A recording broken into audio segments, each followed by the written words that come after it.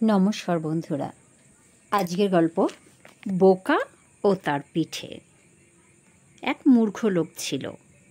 একদিন অনেক দূরে যাবার জন্য সে পথ চলতে শুরু করলো।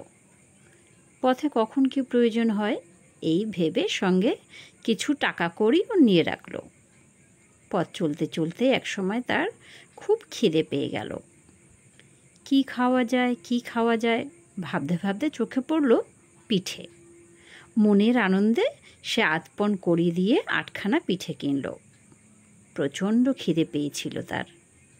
একটা দুটো করে সে 6খানা পিঠে খেয়ে ফেলল।